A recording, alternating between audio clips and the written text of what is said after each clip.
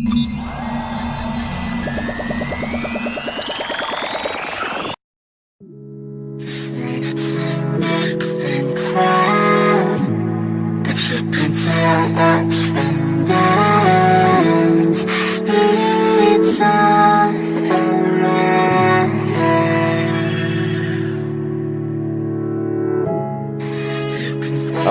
and welcome to this edition of the Halcyon Podcast. My name's Ron Risey, I'll be your host for this episode.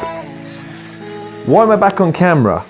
Well, a couple of reasons. Number one, it's late as a motherfucker and I feel like being on camera because they say that the late hours are the creative hours, those times where you feel mischievous and that you shouldn't be doing certain things because you should be resting, you should be winding down, and instead you're up, you're doing stuff, creating things, you're progressing while other people are regressing and stagnating.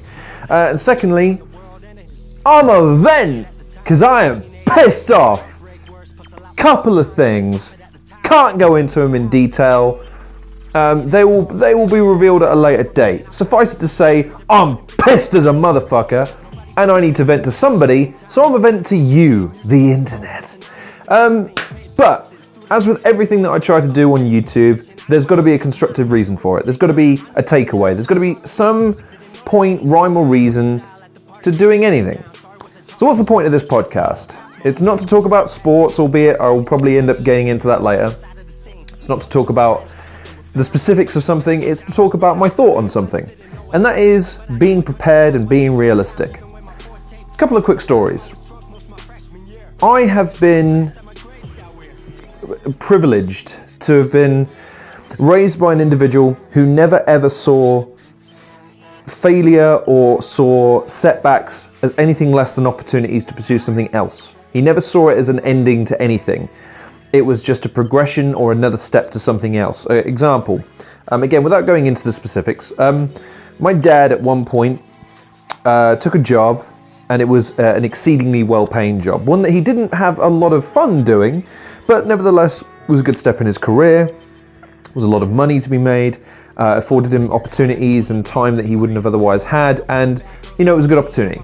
However, the opportunity hit some stumbling blocks, as sometimes these kinds of opportunities do. I myself have had that kind of opportunity where I was given a managerial position where I'd craved a managerial position for a really long time because I saw that as the next progression within my career as being a service advisor.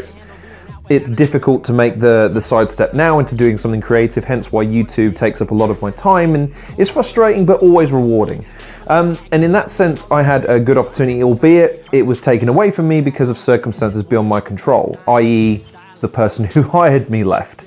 So it's kind of hard to have the confidence of the next guy when he's not the person that selected you in the first place, doesn't see the same things in you. So he was in a position at one point where he had to make a choice off his own back, and decided to preempt a situation before it became worse. Now, I have all the respect in the world for him for this, because he managed to play the situation to his advantage and ultimately paid out big. He's now pursuing his dreams, and I couldn't be more proud of the man, irrespective of him as being my dad. I'm just proud of his approach to things. I'm proud of his outlook, and I'm proud of how he meticulously and oftentimes almost the adversity is what excites him. The mundanity of things, once he's got things cracked, that doesn't appeal to him. But it's really tricky and not a lot of other people have managed to crack it. Really? Tell me more. Leads me into my situation. So at that point, when I was let go, I wasn't in a good place mentally. I'd had a couple of setbacks, and I'd resigned myself to maybe that was the pinnacle. Maybe that was as good as I was ever going to get. Maybe that was my opportunity, and it was taken away from me. It wasn't something that I'd lost or spurned or took for granted or anything. It was an opportunity that I had and was taken. And it's difficult to reconcile that sometimes. I think a lot of people can deal with failure if it's something that they did, if it's something that they can point to and say, that was the mistake, this is how I can learn from it. This was the shortcoming, this is how I can learn from it. When it's something beyond your control, or when it's something you don't understand, and I struggle with this tremendously, I don't know about anyone else out there, when you don't understand what it is that's caused this, it's really frustrating, and so disheartening. At the time, I was all but resigned. I think I did a podcast around then talking about how low things got, but you have to be true to yourself. You have to be persistent. You have to always have a plan. You have to continue. And that kind of applies to this podcast, because at the time, I'd kind of resigned myself, but then an olive branch. My dad offered me the opportunity to go to Australia, which I resisted at first. I don't really deserve this opportunity. I've just spurned one, at least in my eyes I had. I was responsible, I just didn't know how I'd fucked this up. So, you then decide, right, well, do I take it? And if I take it, it's going to mess me up, because I'm not going to be able to find a job for at least a month, because I'm going to be 15,000 miles the wrong side of the planet. Just so happened that an opportunity came out of the blue, and it matched almost page for page what I was doing. And it was one of those weird times when you go, okay, that's a happy coincidence. That's great. And it's why I wanted to make this podcast, because I feel like a lot of times, especially in society today, the story and the emphasis is never on what happens in real life. The story and the emphasis on things tends to be how things start and how they progress and how they grow. It then becomes how something was so big and then it fell off popularity-wise, money-wise, how people go bankrupt, how people fuck up and stop being heroes to people. You know, the Me Too movement is built primarily off of examples of people who were held in high regard and who have royally fucked up their reputations by behaving like assholes. That story tends to appeal to people more. I find the stories of people that are able to bounce back way more appealing, because it's not about capturing success. It's about being okay with the fact that success is always going to be fleeting. It's going to be okay with not holding any one aspect of your life as part of your identity so much that if you lose it, you lose a part of yourself. With that situation, I remember feeling like I'd lost not a part of myself, but the potential for a part of myself. I felt like that was my opportunity to progress into something else, and that I'd lost it, when it was the wrong perspective to have in the first place. You are who you are, and you'll grow into who you're going to grow into. You should obviously take opportunities when they can and make the most of the opportunities when you can.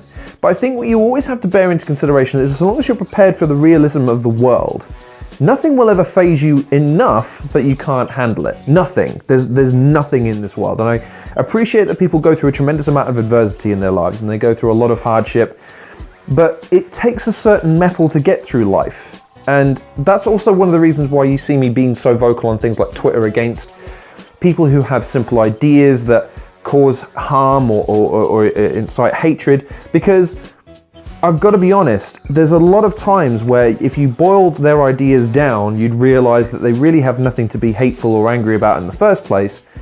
I get that the excuse is, well, it's just Twitter, it's just an excuse to let off steam. I get that, but it's also a platform by which other people are involved in what you say, and oftentimes what you're commenting on has an effect because it lends a voice to a group of people, it lends a voice to a bunch of different ideas and ideologies that then can become a wave, a torrent of anger and uncertainty that I really despise when I break it down. That's why I engage people as specifically as I do, because I don't believe in engaging the mob. I always believe in engaging the individual. And that's how I hope these podcasts come across and how I hope my shows come across.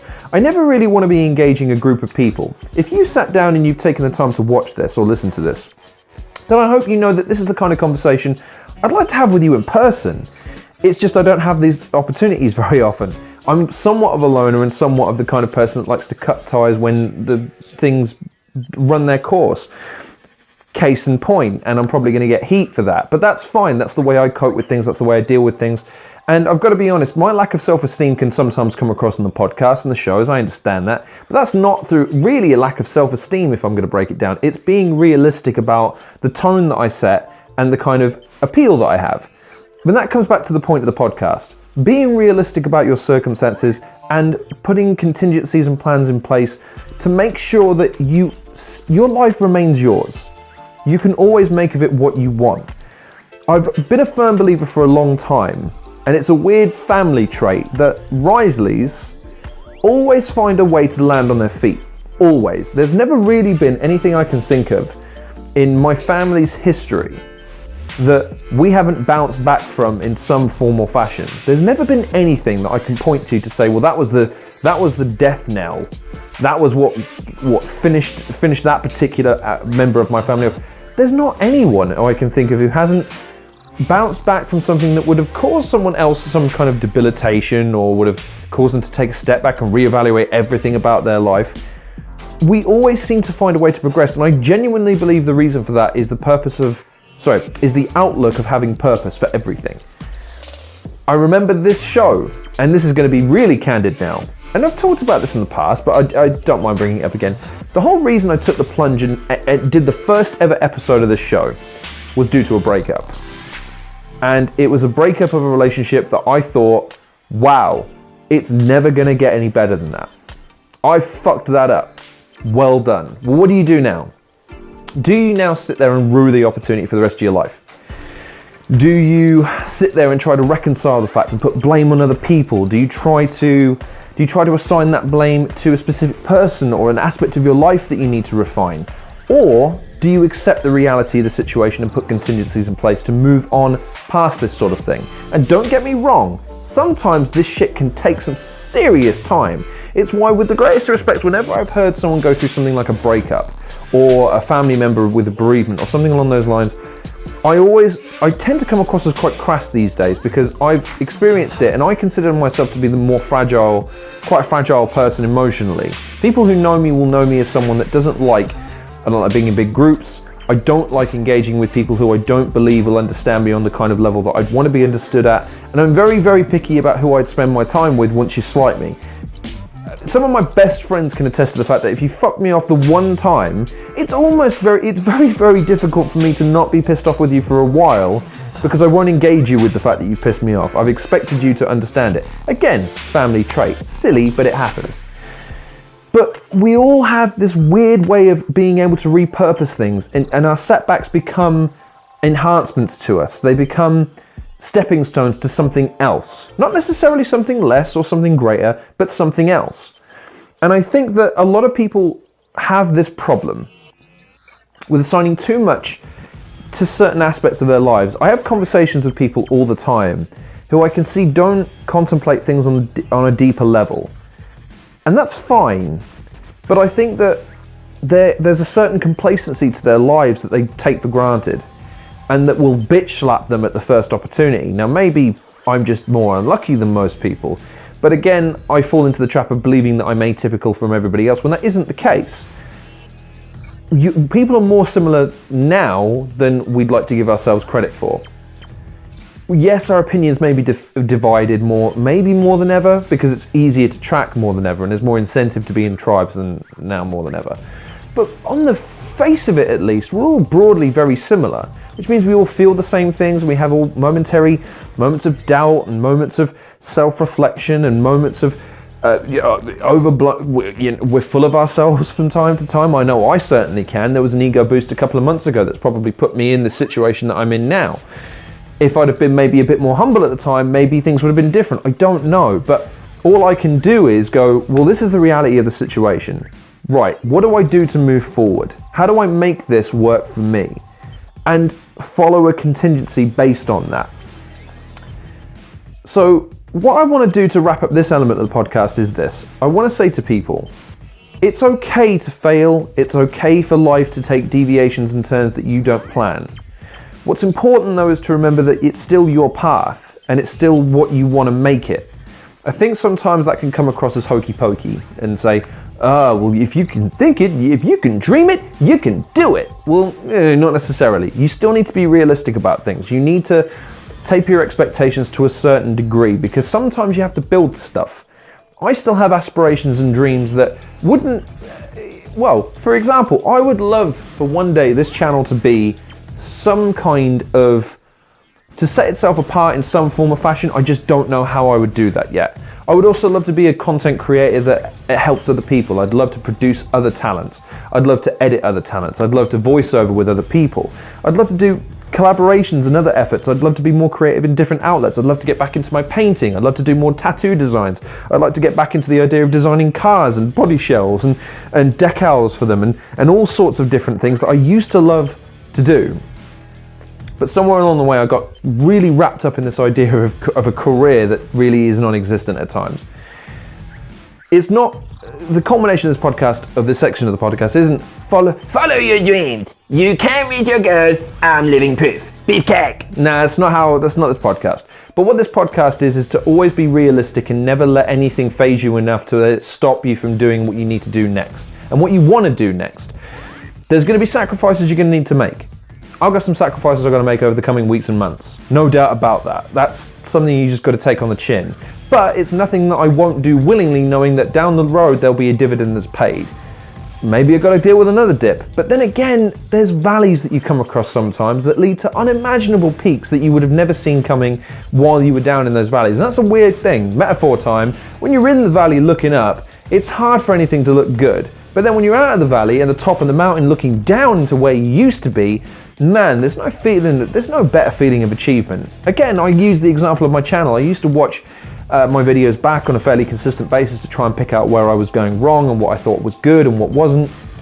I don't do it so often anymore because I'm reasonably happy with the format that I've established. But man, going back and watching some of those videos, they're so bad. They're so bad. I watch them and I go, wow, this is terrible. And I mean objectively terrible now. And I appreciated everyone who gave me the support to get me through those periods of creative stupidity. I'm going to go so far as to say that because I should have been able to objectively look at this and go, why would I watch this? I do that to this day, but I do try to form things in a slightly better way, in a slicker way. It sounds better, it looks better. Hopefully the message comes across a bit better and the presentation style's a lot better than it used to be. But this channel has evolved through nothing more than my effort and my goal to make it as good as it possibly can be. And maybe it makes an effort, maybe it has an impact, maybe it doesn't, but at least I've done it on my terms and my way, and I've sought the path that I wanted to seek. And I think that's what's most important in life these days. You can't just tread the path that everyone else does, otherwise you can't fully hope to realize your own potential and aspirations, ever.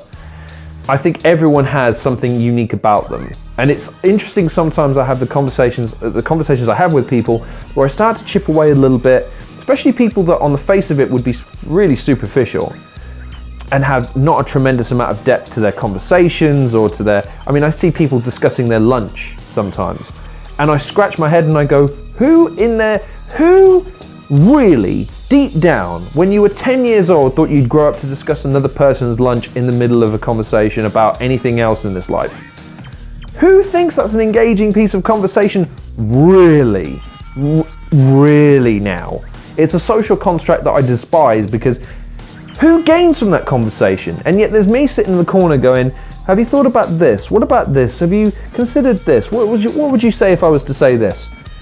Most people have a depth to them that's unrealized, a potential and a worth that is yet to be realized.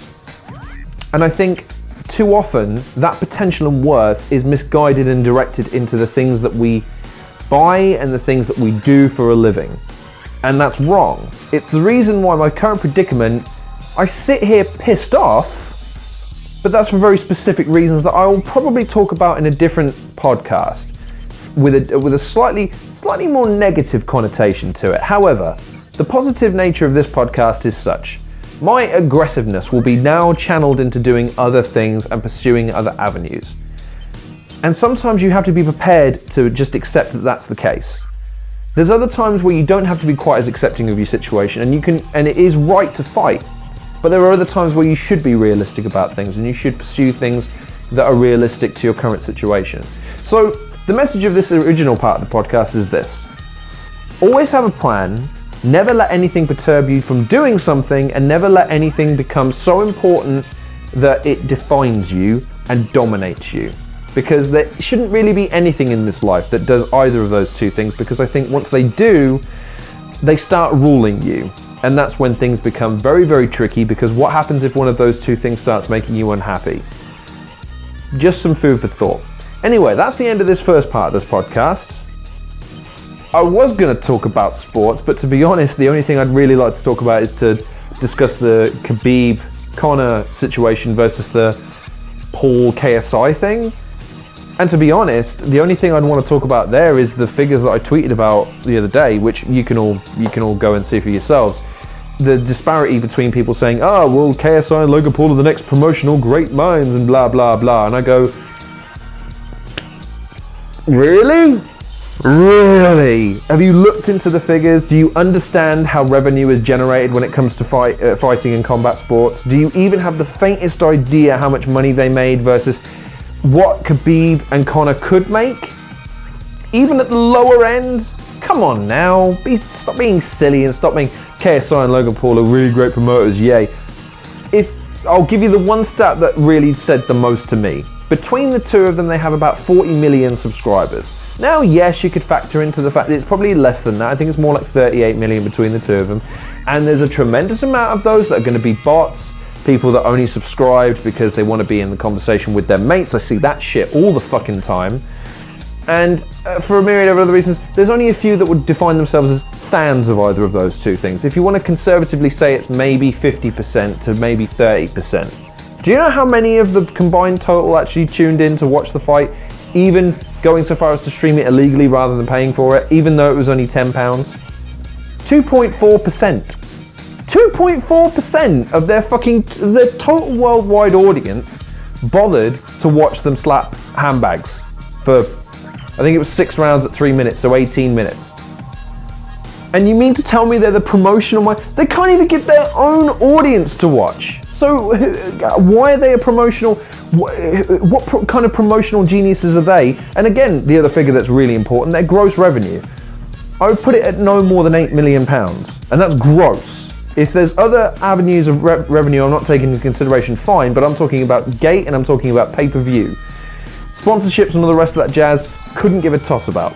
Because those are the two that tend to define fights in terms of their cultural significance. That's nothing! £8 million! If you were to say to any heavyweight fighter in the world, here's £8 million for headlining an event that's going to be watched by 1 million people, they'd go, how have you managed to accrue such a small amount of money from such a large amount of people? You're out of your goddamn mind. I wouldn't put my name anywhere near this fucking fight. There are people on undercards that would certainly fight for that kind of money on a head card, of course. But in terms of, no, silly. It's ridiculous. So I guess I've rambled about that, but I guess the point there is that don't believe the hype, because the only people hyping this up are the motherfuckers that were in the ring praying that neither one knocked the other one out so that they could get a rematch and make some more money off this stupid idea of amateurs, because that's what they are, amateurs pretending to be real fighters and pretending to have real animosity. The fact that people criticize me for being a wrestling fan sometimes is so funny, because wrestling has its roots in so many different things that when you see them applied in real life to other sports and people eat them up, you go, and I'm the idiot for watching wrestling.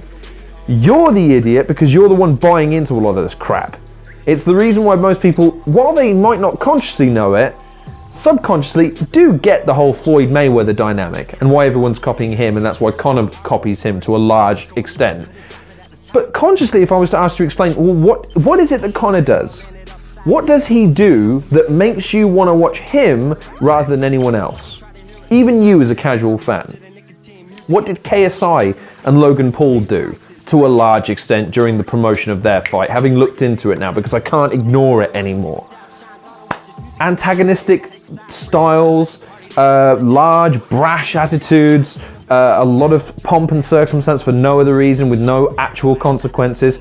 That's pro wrestling. That's what they do. So the fact that they've been lauded as these original, they're so into, I tell you what, if you want to see an evidence of a really good promoter, All In just dropped. Cody Rhodes, the Young Bucks, Bullet Club, New Japan, Ring of Honor, all of these people lending their efforts to usurping Madison Square Garden from under the fucking thumb of WWE, which is a colossal achievement that really can't be understated just how big of a deal that is, considering that Vince McMahon, the head of the WWE, he is held in, it's basically his second home, to the point where if pop stars like Jay-Z, Beyonce, Mick Jagger, name anyone, head of the Maroon 5, whatever the guy's name is, if they perform there, they don't park in Madison Square Garden. They say go park across the street.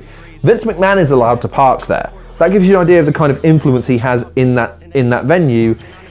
And yet, another promotion was able to get in there, and not only get in there, but put on one hell of a show. I've seen the reviews, I intend to watch it at some point, because it's a wrestling moment. That is a promotional masterclass. KSI and Logan Paul was just what it always is. Loud noise with no fucking substance. And that pisses me off, because the difference between that and Khabib and Conor, even though I resent the fact, I didn't touch on this in any of the previous discussions on the Khabib build-up, but the fact that they've all acknowledged that Conor attacking the bus with a dolly, shattering the windows and injuring a bunch of people on the bus, to the point where they couldn't fight on the card that they were promoted to fight on, is used in the fight package. Now, I don't really understand how you're allowed to do that. It's the same, put it this way, I don't know, I'd have to research this.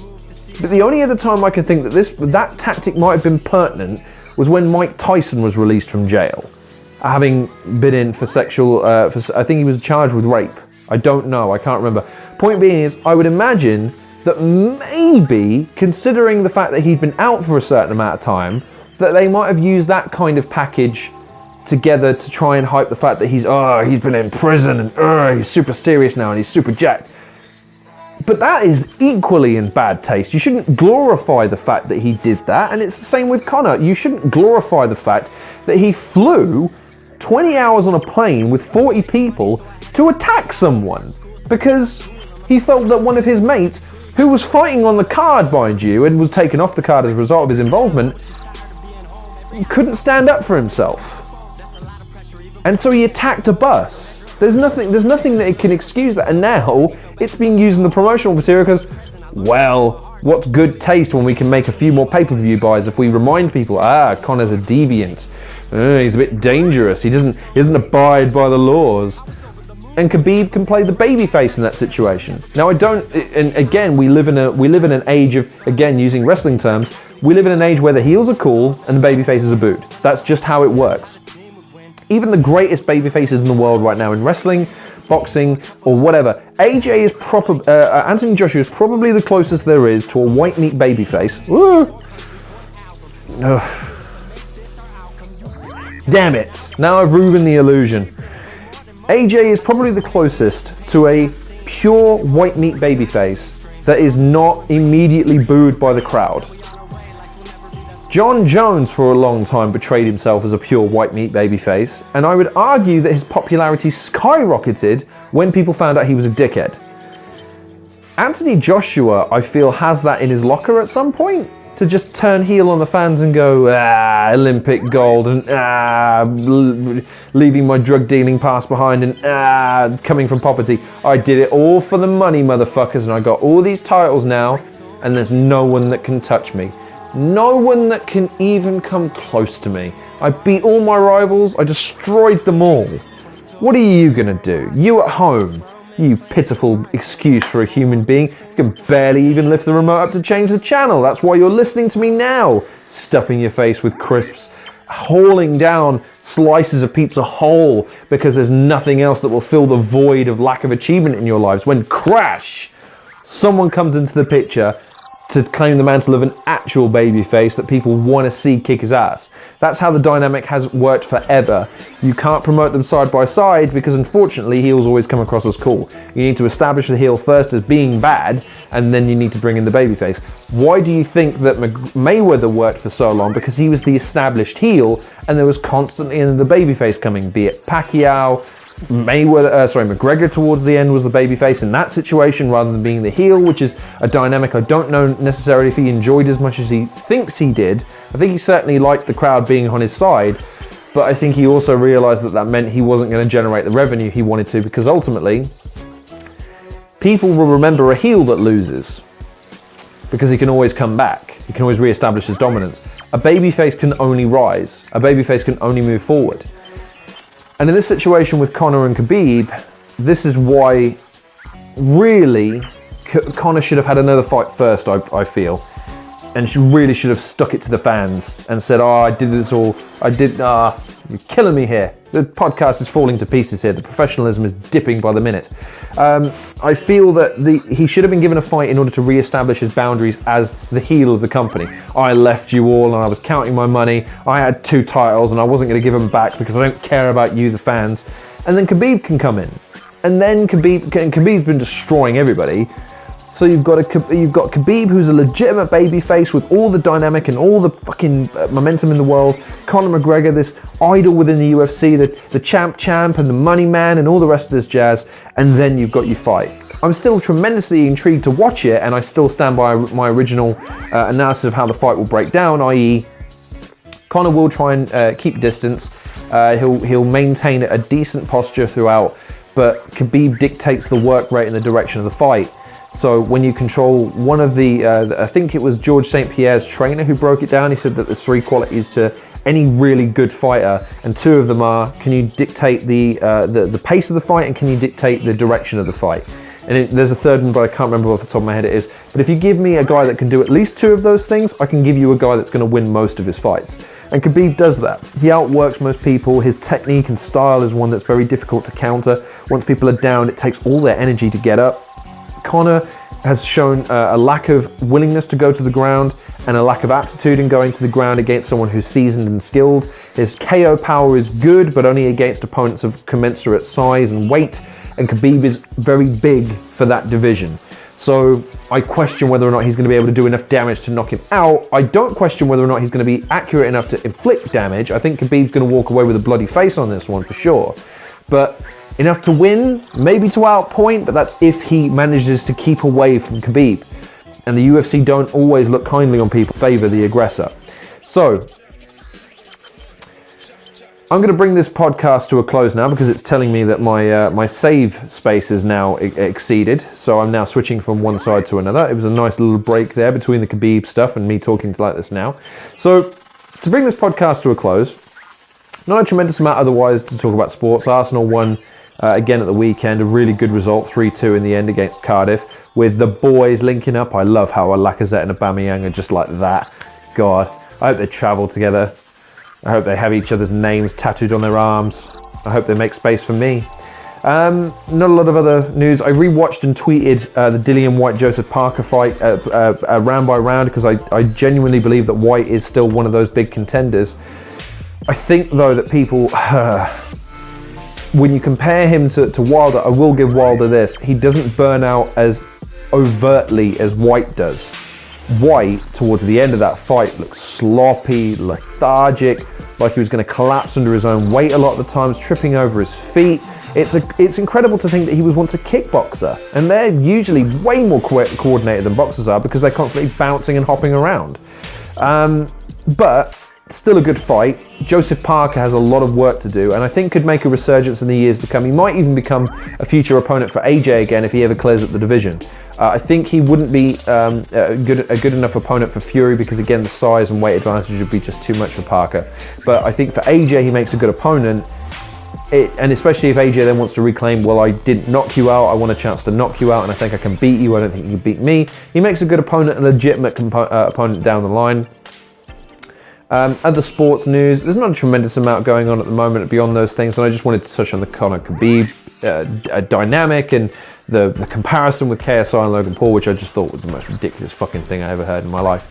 And obviously, the original point of the podcast. So, without wanting to ramble too long now, thank you very much for listening to this and watching this edition of the Halcyon Podcast. Please like, share, and subscribe. Check out some of the other content creators in the description below. I hope you appreciate me taking the time because, of course, this doesn't just happen. No, I'm joking. I appreciate you having a watch. I hope you don't mind this change in format. I just felt like addressing the camera directly as far as a podcast is concerned. I don't really feel like doing anything in terms of a review or in terms of recording today, but I did feel like talking about a couple of things that I wanted to take the time to kind of let my thoughts run where they may, so to speak. So I appreciate you taking the time. I hope you don't mind me dancing around a couple of subjects and being a bit sketchy with some of the details and going off on the tangents as I usually do.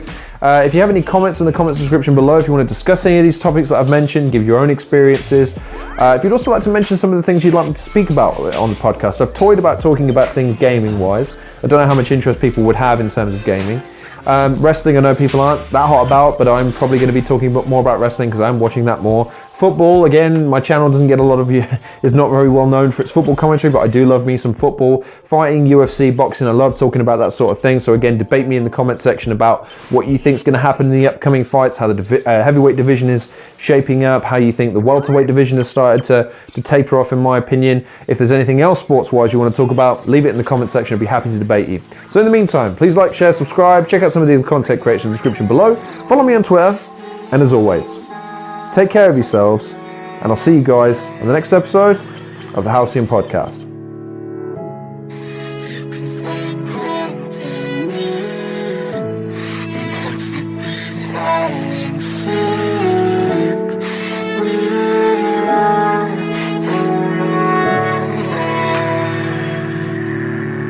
We're gonna be okay.